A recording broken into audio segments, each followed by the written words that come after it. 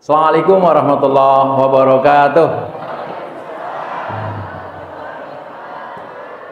Innal hamdalillah nahmaduhu wa nasta'inuhu wa nastaghfiruh wa na'udzu billahi min sururi anfusina wa min sayyiati a'malina may yahdihillahu fala mudhillalah wa may yudlilhu fala hadiyalah.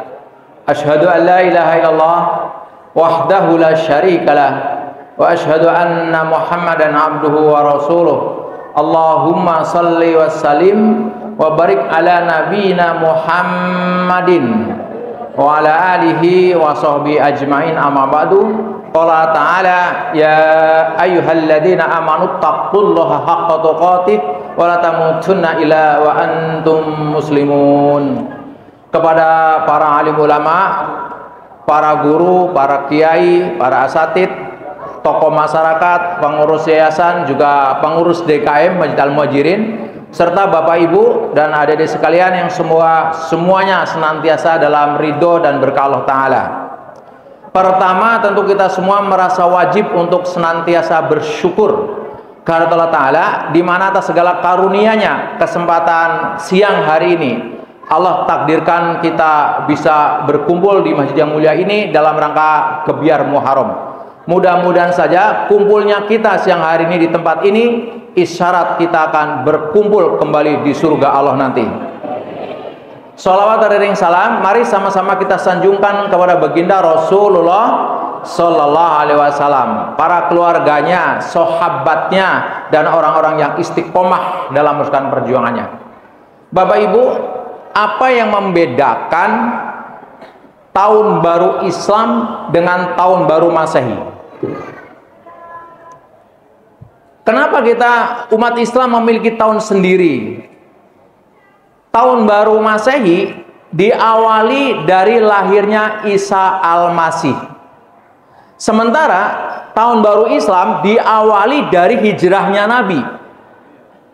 Pernah suatu hari terjadi diskusi sangat sengit di Mesir, para profesor mengkaji, kenapa ya tahun baru Islam bukan dari lahirnya Nabi Muhammad? Kenapa tidak dari perang-perang Nabi Muhammad yang gemilang? Setelah diskusi panjang, kemudian dengan berbagai argumen, ternyata Umar bin Khattab menentukan tahun baru Islam di awal hijrahnya Nabi punya misi dan visi yang luar biasa buat kita. Kenapa?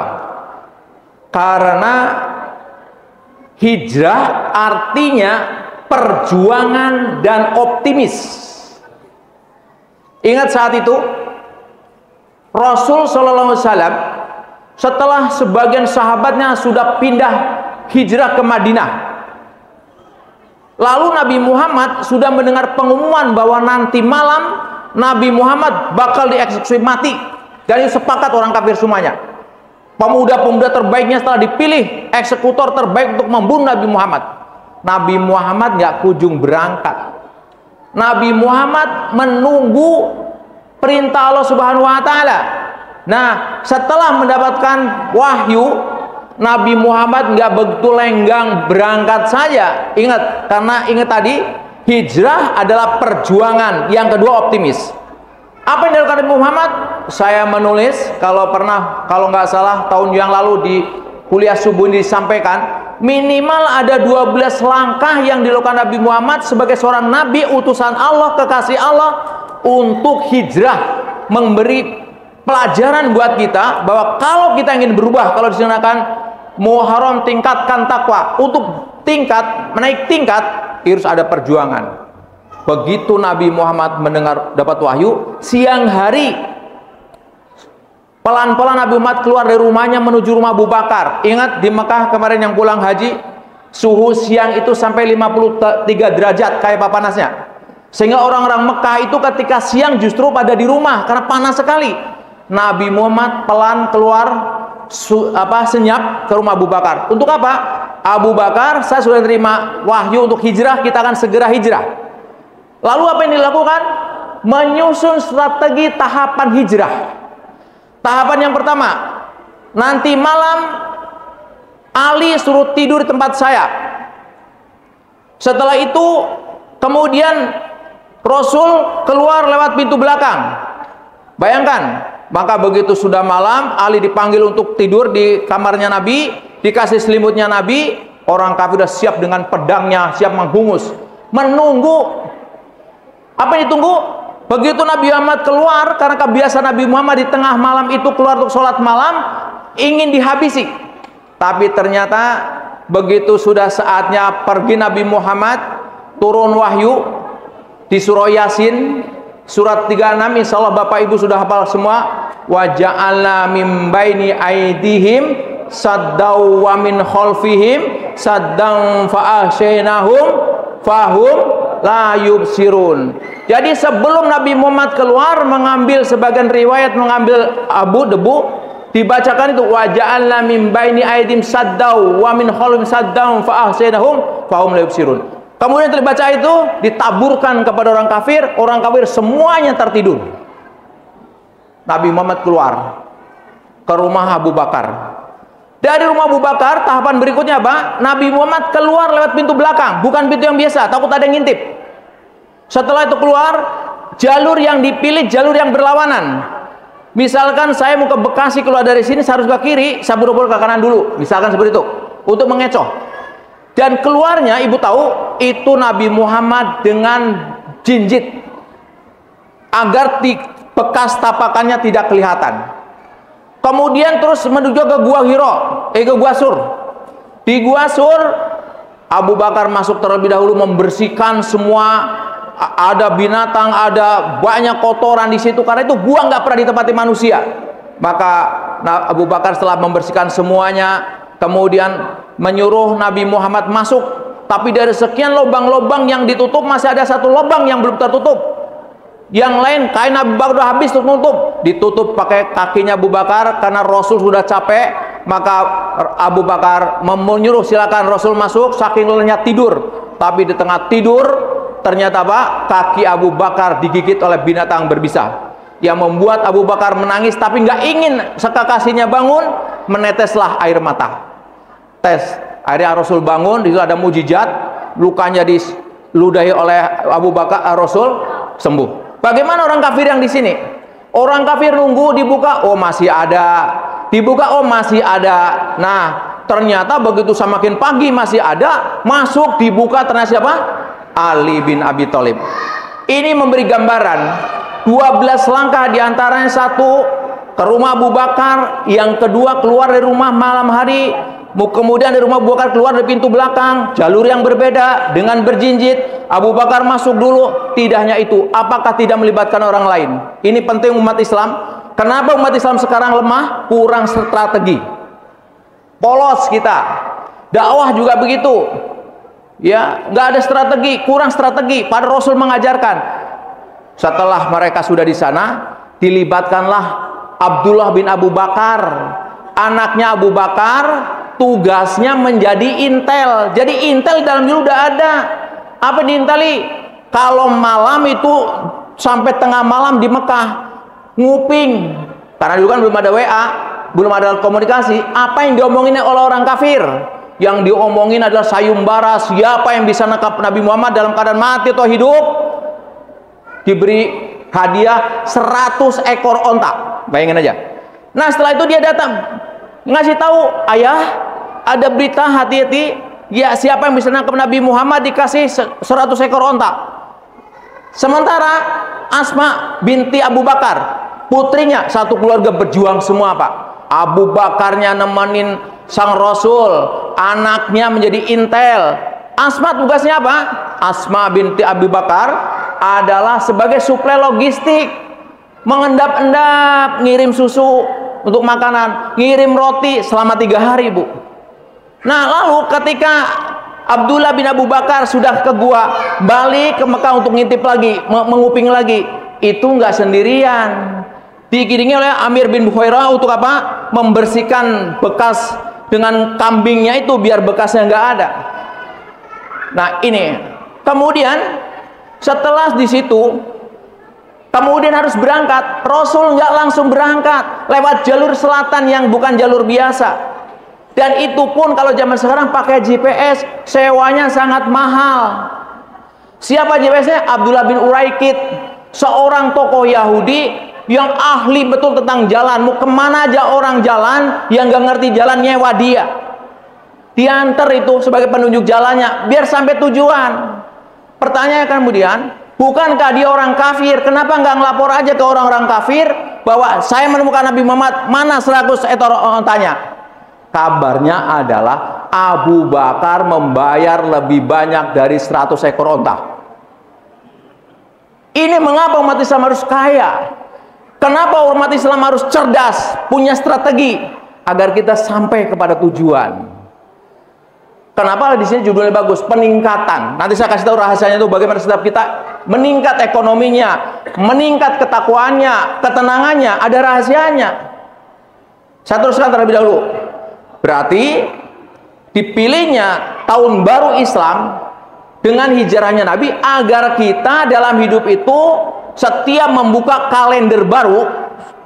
Mohon maaf, sekarang tanggal berapa ya?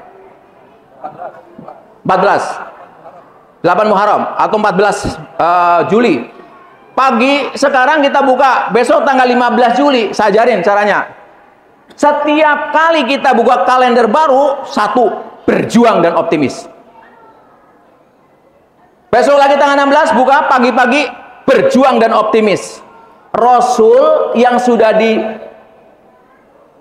oleh Allah Subhanahu wa taala sebagai utusan, coba perjuangannya kayak apa? Harus berjalan jinjit, harus jewa seorang penunjuk jalan. Nah, menariknya di mana optimisnya? Ini yang kita harus ambil. Ketika Rasul sallallahu alaihi wasallam sudah bersembunyi 3 hari dengan segala strategi, orang kafir juga punya intel.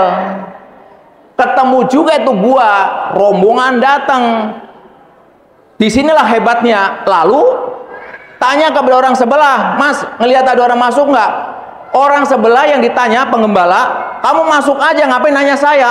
Padahal Abu Bakar di dalam melihat kaki-kaki orang kafir. Bayangkan itu, kayak apa gemetarnya Abu Bakar. Tapi turunlah wahyu di surat At-Taubah ayat 40 yang intinya adalah la tahzan innallaha ma'ana, yang kemudian ini menjadi buku ayat Al-Qarni yang sangat bestseller.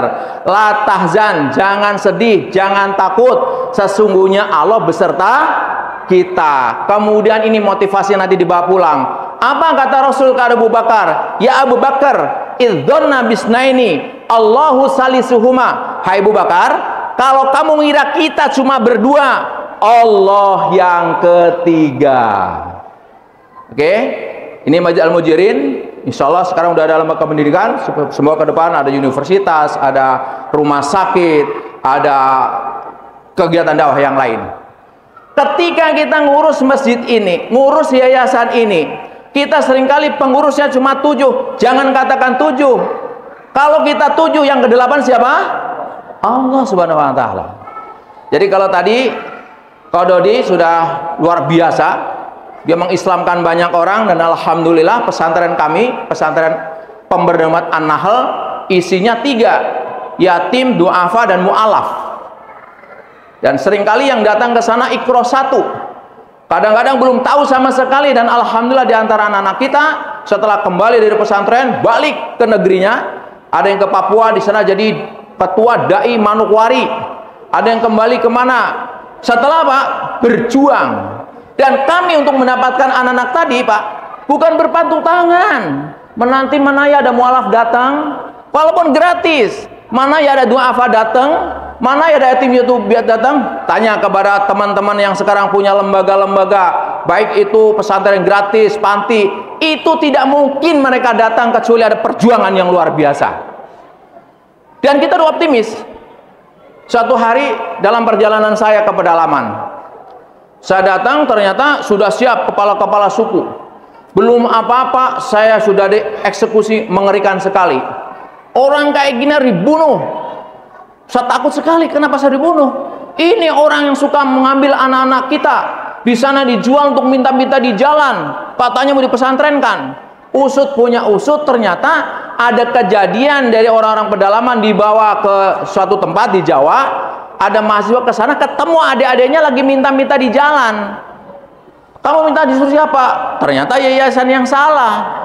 Nah, ketika kita datang disamaratakan, bayangkan kayak apa itu suasananya. Dia mohon maaf sambil makan apa tuh yang mengeluarkan kayak darah itu, daun sirih gitu, dimakan sambil Masya Allah Ta'ala. Tapi pertolongan Allah datang, saya ada yang melindungi, salah satu di situ yang sudah muslim menerangkan, Papa, kita jangan dimarah dulu, ikut aja ke pesantren dia. Wah, saya tenang kalau, oke, baik kalau gitu. Nanti setelah sekarang saya biarkan dulu menyampaikan siapa yang mau ikut, berapa orang, kita adakan sunatan masal dulu, setelah itu saya bawa ke Bogor, ke tempat pesantren kami. Dan akhirnya salah satu tokoh di situ ikut ke pesantren, menangis sejadi-jadinya. Kenapa? Ternyata tempatnya mengatakan dia lebih baik, lebih bagus dari hotel. Kalau di rumah dia jelaslah di pedalaman dengan pesantren kami. Kaget sekali, perjuangan. Dan ingat, selalu kita merasa ketika sudah berdoa, kita merasa sudah dekat dengan Allah, lalu melupakan perjuangan. Tidak, Rasul kayak apa? Itulah kenapa kita harus berjuang. Kalau tadi kok Dodi mengatakan bahwa di Eropa masjid-masjid banyak menjadi gereja, kami sudah sampai, Bu. Salah satu masjid Indonesia, sumbangan dari seorang kaya di Indonesia adalah dulunya gereja dan sekarang menjadi masjid. Kenapa? Mereka banyak gereja kosong. Gereja hari ini di Eropa yang kami kunjungi, baik Belanda, Jerman, Belgia, di sekitar itulah, Perancis, isinya 3. Yang pertama orang yang sudah sepuh menunggu mati. Yang kedua acara mantenan, kalau ada mantenan itu. Yang ketiga acara kematian. Itu saja. Anak-anak mudanya sudah lebih baik nggak beragama. Kenapa? Kalau dia beragama suruh bayar 10%-an. Dia nggak mau, mending ateis. Makanya banyak gereja dijual menjadi masjid, jadi kantor RW kalau di sini, jadi perpustakaan. Itu nggak rahasia lagi. Tapi nggak akan kita bisa menjemput itu kalau nggak ada apa? Perjuangan. Perjuangan belum cukup, harus ada optimis. Libatkan Allah yang ketiga. Jadi ayatnya jelas di surat Al-Ankabut surat 29 ayat yang terakhir, walladzina jahadu fina lanahdiyannahum subulana wa innallaha lama'al muhsinin. Walladzina jahadu fina, dan siapa orang yang bersungguh-sungguh mencari keridhaan kami, kata Allah, akan kami tunjukkan jalan-jalannya, dan Allah selalu bersama orang-orang yang berbuat baik. Jadi pesan moralnya buat saya dan ibu adalah siap begitu buka kalender baru, berjuang dan optimis. Apa, Bu? Berjuang dan optimis. Ini satu. Sedikit lagi, saya 5 menit atau 10 menit lagi. Kedua, bagaimana untuk meningkatkan takwa, kekuatan akidah dan ukhuwah? Tambah lagi, tingkatkan ekonomi dong, tingkatkan kesehatan dong. Rumusnya gimana? Ingat, sahabat Ali ngasih satu rumus dalam Islam luar biasa agama ini, Bu. Di sana, mangkana yaumu khairon min amsi fahuwa robihun, wa mangkana yaumu misla amsi wa huwa mahbunun, wa mangkana yaumu saro min amsi wa huwa mal'unun. Ada 3 kondisi. Kata sahabat Ali, kalau hari ini lebih baik, beruntung ibu. Hari ini lebih baik. Kalau hari ini sama, rugi. Kalau hari ini lebih buruk, celaka. Berarti apa ilahnya, Pak? Hari ini lebih baik. Yuk cek, hari ini lebih baik nggak? Waktu SMA dulu hafalan juz 30, sekarang masih juz 30? Apa udah hilang? Hati-hati itu. Dulu saya hafal tuh 1 juz, sekarang sudah tinggal atas kasur, berarti lebih buruk. Oke? Apalagi dulu saya suka sholat malam waktu belum dapat jodoh, sekarang udah nggak pernah. Ayo, lebih baik apa lebih buruk? Padahal cuma 1, hari ini lebih baik. Lalu bagaimana agar hari ini lebih baik dalam segala aspek? Ekonominya, perjuangannya, semua lebih baik. Saya kasih rumus dengan rumus matematika waktu yang dibedah di sini dengan 4D. Pertama, ditambah. Apa, Bu? Dibagi, ditambah, dikurangi, dikali lipat gandakan. 4D untuk hidup yang lebih baik. Dibagi, ditambah, dikurangi, dilipat kali gandakan. Apa yang dibagi? Begitu kita dapat dikasih hidup oleh Allah sampai sekarang, pagi-pagi langsung bikin bagi skala prioritas kerja kita. Kan kerjaan banyak Bu, dari mulai nyuci, nyetrika, baca WA, dengerin video, ngobrol, apa ya, macam-macam. Maka yang bakal lebih baik, yang dia pandai membuat skala prioritas. Up, diurut, mana yang dulu kerjakan? Yang dikerjakan yang pertama, yang penting dan mendesak. Apa? Penting, mendesak. 2, penting, tidak mendesak. 3, ya, mendesak tidak penting. 4, tidak penting, tidak mendesak. Agak bingung ya. Saya ulangi. Bagi yang pertama, kerjakan yang pertama, penting, mendesak. Contoh, dalam hidup apa yang penting mendesak? Bertaubat. Awali bangun tidur dengan taubat. Makanya ciri orang bertakwa ini kalau meningkatkan takwa, ya, kanu qalilan minal laili ma yahjaun wa bil asharihum yastaghfirun. Orang bertakwa itu sedikit tidur di waktu malam dan di sepertiga malam beristighfar. Karena kita nggak tahu masih ada umur nggak besok. Penting mendesak. Beramal soleh. Lalu kalau harian gimana? Harian tentu pagi bangun tidur baca doa, bukan baca WA. Ya, bangun tidur baca apa? Doa, bukan baca WA. Tapi penting, nggak mendesak. Baca WA bisa nanti habis subuh, ambil wudhu, sholat, tahajud, berdoa. Itu penting. Bukan bangun tidur ambil panci. Penting nggak? Penting, tapi tidak mendesak. Oke? Penting mendesak. Yang kedua, penting tidak mendesak. Nih, ngaji penting, tapi ketika adzan atau menjelang adzan berhenti karena ada yang penting mendesak sholat. Ngajinya penting. Ketiga, mendesak tidak penting. Ibu yang ngaji bawa HP nggak dimatikan, sebentar orang HP cuma nanya, Bu, masak apa hari ini? Mendesak tapi tidak, nggak dibuka takut penting, dibuka ternyata tidak. Itu namanya apa? Mendesak tidak. Yang keempat, tidak penting, tidak mendesak. Kalau ibu pengen tahu si artis itu anaknya berapa, penting nggak ya? Udah cerai apa balikan lagi, penting nggak ya? Udah punya gebetan baru, penting apa enggak ya? Diikuti terus di video, itu namanya kita celaka. Karena apa? Tidak mengandung prinsip skala prioritas. Saya ulangi, pertama dibagi, apa yang dibagi? Skala prioritas. Apa yang pertama? Penting, mendesak. Yang kedua, penting tidak mendesak. Yang ketiga, mendesak tidak penting. Yang keempat, tidak penting tidak mendesak. Orang yang tidak pernah maju, nggak pernah berkembang, hanya sibuk hal-hal yang tidak penting, tidak mendesak. Yang pertama. Yang kedua, dibagi. Nomor 1 dibagi. Nomor 2 apa? Ditambah. Apa yang ditambah? Hal-hal positif. Baca Qurannya ditambah, sedekahnya ditambah, sholatnya ditambah, memberi maaf orang lain ditambah, semua yang baik ditambah. Dan diciptakan, apa diciptakan? Hal-hal yang produktif. Kalau ditambah, kita sudah punya amalan sebelumnya. Sebelumnya sholat malamnya cuma 4 rakaat, sekarang menjadi 8. Sebelumnya ibu baca Qurannya cuma 1 lembar, sekarang 2 lembar ditambah. Tapi di samping ditambah, diciptakan gitu, masih nambah itu. Yang sesuatu belum ada. Kemarin nggak ikut panitia, sekarang panitia. Kemudian ada 1 yatim, sekarang 1 yatim, ditambah. Nah, setelah ditambah, dikurangi.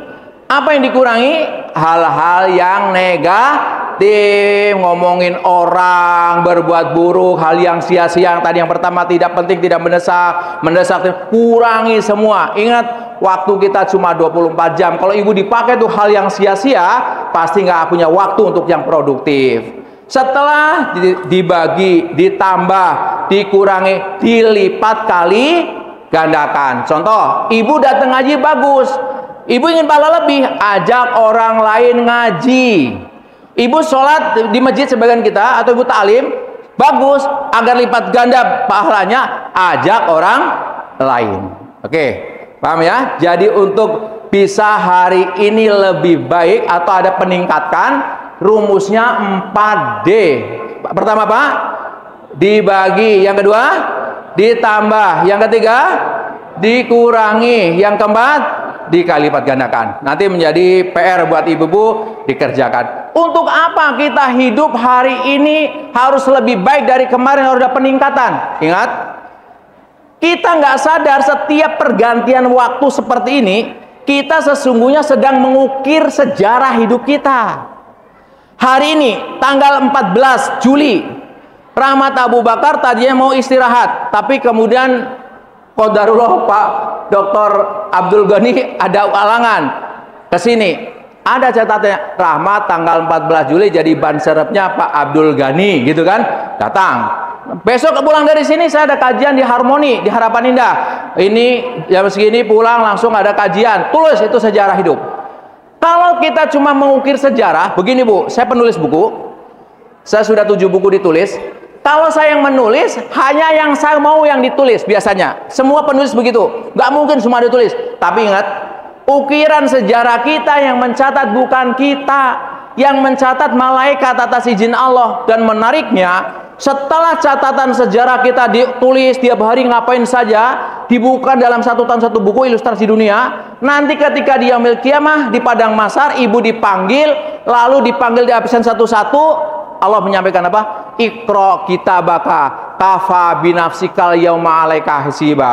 Ini buku catatan sejarah hidupmu, baca sekarang, dan cukuplah kamu sebagai penentu nasibmu sendiri. Nggak usah nanya orang lain. Bisa bayangkan. Ilustrasinya begini, ibu punya anak kelas 5 SD, mau kenaikan kelas, dipanggil sama ibu wali kelas. Bu, besok datang ambil rapot. Begitu sudah datang, ibu sama bu guru dikasih, Bu, ini anak bunda. Begitu dibuka, pelajaran 12 pelajaran yang dikasih ke anak kita, dari 12 pelajaran 10-nya merah. Yang biru cuma 2 olahraga dan kesenian. Kira-kira ibu masih nanya nggak sama bu guru? Bu guru anak saya naik kelas nggak? Nanya nggak? Nanya. Rapotnya kebakar masih nanya. Ini rapot pelajarannya 12. 10 pelajaran merah, 4, 5. Masih nanya nggak sama bu guru? Bu guru, anak saya naik kelas nggak? Nanya nggak kira-kira? Kalau saya nggak. Karena Pak, pasti tidak naik kelas. Oke. Pasti tidak naik kelas. Nah, tapi kabarnya kalau di dunia, kita masih bisa ngomong, Bu, boleh nggak ngulang? Betul nggak? Ibu bayangkan nanti. Begitu kita lihat dari apa nih catatan dari Iqra kitabaka, begitu lah. Pagi subuh jam 7 merah, siang rumpi merah, apalagi bohong sama suami arisan merah, terus saja merah. Masih nanya sama Allah, saya masuk surga apa neraka Allah? Mungkin dilempar ke neraka paling dalam kali. Nah, itulah sebabnya hari itu ya, kebanyakan manusia tertunduk layu, tidak sanggup dia. Wa tara kullu ummatin jasya, kullu ummati tud'a ila kitabal jawatu zauna ma kuntum ta'malun. Pada waktu itu kamu tiap berlutut di hadapan Allah. Kenapa? Tidak pernah menyadari bahwa pergantian waktu demi waktu, dari detik ke menit, menit ke jam, jam ke hari, hari ke bulan, bulan ke tahun, adalah catatan sejarah kita. Dan hari ini mudah-mudahan saya dan ibu sedang mencatat sejarah baik kita. Kumpul bersama para wali ulama dengan orang-orang soleh. Semoga kumpulnya kita di sini akan mengantar kita kumpul di surga Allah nanti. Terima kasih atas waktu yang diberikan kepada saya. Semoga yang sedikit ini ada manfaat. Bagaimana membuat rumusan hari ini lebih baik atau ada peningkatan di hari kemarin. Yang penasaran di DKM masih ada bukunya, insya Allah silakan dibeli aja ya, atau minta ke DKM. Kalau dikasih, kalau nggak dikasih ya dibayar ya. Itu untuk sedekah. Baik, cukup. Apa mau ada tanya jawab? Iya, baik Pak. Barangkali Bapak Ibu, barangkali ada yang mau ditanyakan, kita buat seksi 1-2 pertanyaan lagi. Kalau masih ada waktu, kita 10 menit lagi. Kalau ada pertanyaan yang ditanyakan terkait masalah bagaimana untuk meningkatkan takwa dan iman, silakan Pak.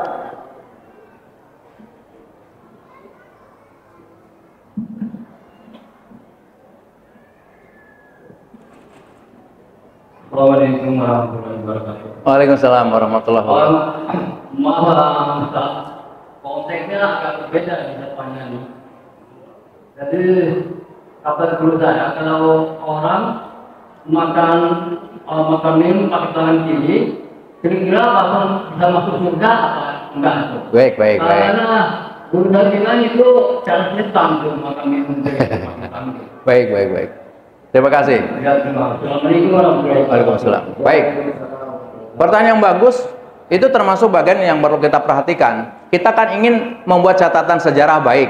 Sekarang kalau Rasul tuntunannya kepada kita bahwa dalam sebuah hadis kalau makan pakai berdoa, pakai tangan kanan, kemudian ambil yang paling dekat. Jangan itu ada di sana yang enak kita begini. Islam nggak mengajar itu yang paling dekat. Lalu gimana kalau kita belum tahu? Namanya belum tahu, ya harus cari tahu. Kalau udah nggak ada yang ngasih tahu, nggak dijalankan, namanya sunnah. Sunnah itu kalau dikerjakan dapat pahala, kalau ditinggal nggak dapat, ya jangan nggak dapat dosa gitu, nggak dapat pahala gitu ya. Nah berarti apa? Sayang dong, kita hidup 24 jam. Nanti di materi lain, bagaimana untuk peningkatan ini biar kita full pahala? Ubah amalan mubah menjadi ibadah. Saya tanya, makan hukum dasarnya apa? Wajib apa mubah? Mubah secara hukum dasar, boleh makan boleh tidak. Nah yang mubah aja disuruh menjadi apa? Ibadah, diniati dengan baca bismillah. Yang kedua ikut sunnahnya, pakai tangan kanan. Kalau kita tangan kiri nggak dapat pahala, rugi dong. Kita makan dari lahir, dari balik sampai mati, misalkan balik 15 tahun meninggal 60, 45 tahun kita nggak dapat pahala makan, kan rugi Pak.